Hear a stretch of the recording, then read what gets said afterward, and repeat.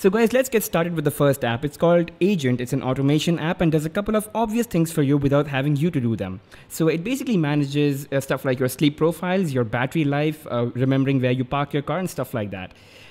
Let's say you sleep at a particular time every day except weekends. So you can set activation times. Agent would switch on at that time and automatically switch off at a certain time. People would not be able to reach you until, of course, you kind of tell Agent some people can always reach you because they're emergency contacts.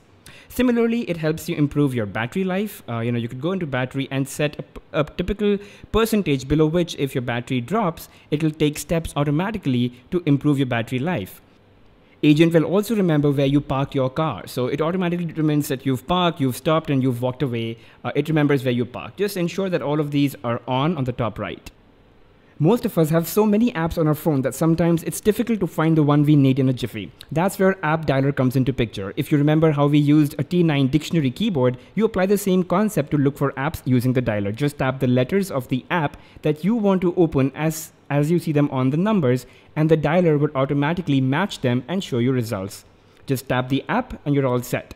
Now, obviously, you don't want to hunt for the app dialer itself within the app. So you create a widget on the home screen. Just tap on the home button and your app dialer would be there right in front of you. You're using a smartphone, chances are you're using 3G or 4G data for internet, and there are high chances you might just overuse and hence overspend. So use Onavo, set your data plan, set your bill date, and how much you've used already. That's it. Onavo now takes over and it basically tells you how much you've used or how much data you're left with. Where are you using your data the most? Are you using on social apps? Are you using on videos, on photos or anything else? You basically get a sense of what apps are using how much data, and accordingly you can even tweak your usage to kind of see that oops, Chrome is using too much. Let's reduce that down a little. Onavo will also notify you that, hey, you're using too much of the data, you're about to reach your threshold, stop. Or it even tells you that you've not used enough, why don't you go ahead and use it before it expires. The next one is Aviate. It's a launcher that was purchased by Yahoo later, aimed at delivering an easier user experience on Android. The launcher changes the look and feel of your phone to help you do things more efficiently. It all starts by spaces. For example, time of the day, while you're at work, while you're driving, listening to music. Aviate automatically switches between these spaces without having to tell anything, So you just set your home and work location for once and then you're all set. You can customize the theme between dark and white and choose your own icon set, like I'm using Lumos on this one. That's it. You're all set to using Aviate. For example, it's nighttime. So it's showing me options that are more relevant for this time of the day. It knows it's sleepy time, so it's giving me options like do not disturb or set alarms. I can go to sleep and then I can wake up and it tells me how much have I slept, stuff like that. On this screen, I can also add more widgets or a collection, which are a set of apps. What is a collection? Aviate automatically categorizes apps as depending on what purpose they serve. Categories are basically collections. You can, of course, access the entire list of installed apps on your phone in an alphabetically organized list, which, believe me, is a lot easier to use than I had originally imagined. The screen in the middle is the home screen, where you have fixed apps at the bottom. You can drag apps and add to this fixed section so that you can have certain apps always there.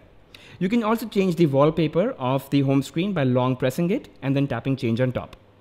Another space could be while you're moving. So the transit space automatically activates itself and provides you a list of apps that are more handy or more relevant for when you're traveling, like maps, music, check-in apps like Swarm, Foursquare, etc. The next app I want to talk about is called Lock Screen Club HD. Now basically this app, it gives you a bunch of lock screen options that you can apply on your phone if you're bored already with the lock screens that you've been using. You can just browse through so many of them, apply them on your home screen, and that's it. You're all set. I mean, you have to do nothing else. Just download and activate. That's it. And of course, there's a bunch of categories that you can go through, just so many of them. And you can just set them up. It's as simple as one click, download, one click, set.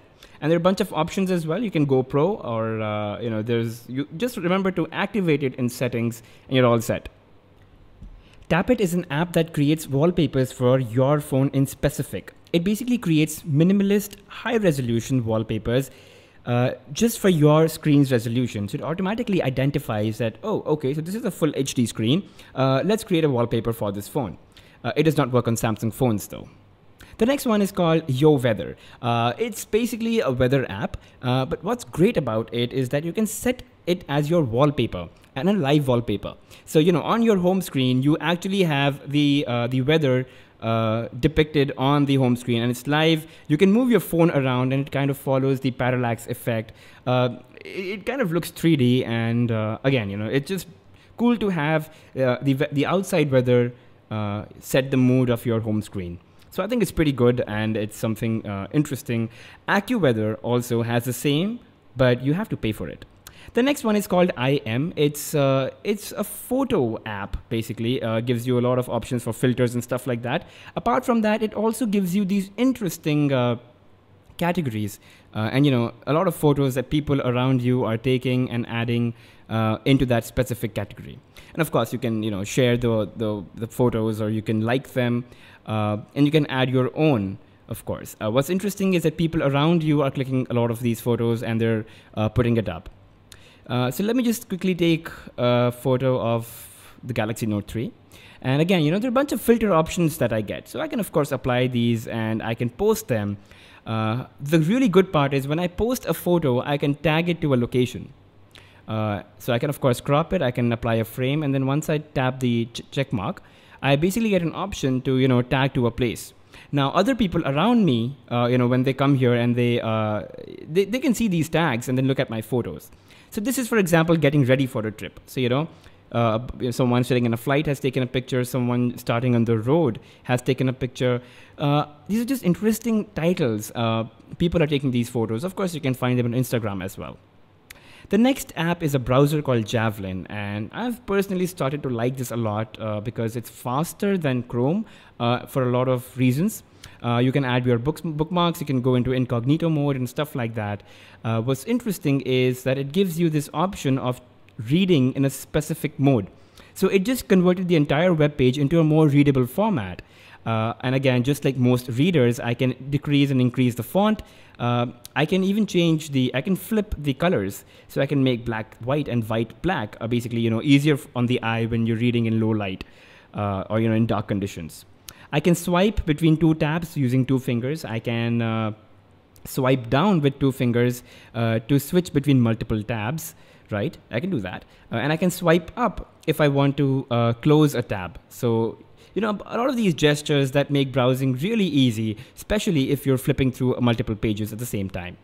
The next app is called FLYNX. It's a browser that opens your links, but you can still continue reading your stuff. So let's say on Twitter, you find a bunch of links that you want to open up.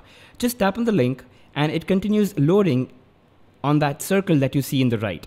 So your pages are opening, but you've not left Twitter or any other app that you're using. And you can then tap on it and you can see all these pages have been loaded while, you know, you continued reading on Twitter. So there you go. All my pages are loaded. I can flip between them very easily, or switch between them.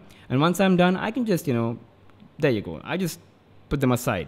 And again, just like JAVELIN, there's a reading mode. So, you know, I can tap on the eye. It changes the content just for reading purposes. And I can flip, I can complement the colors and all of that stuff.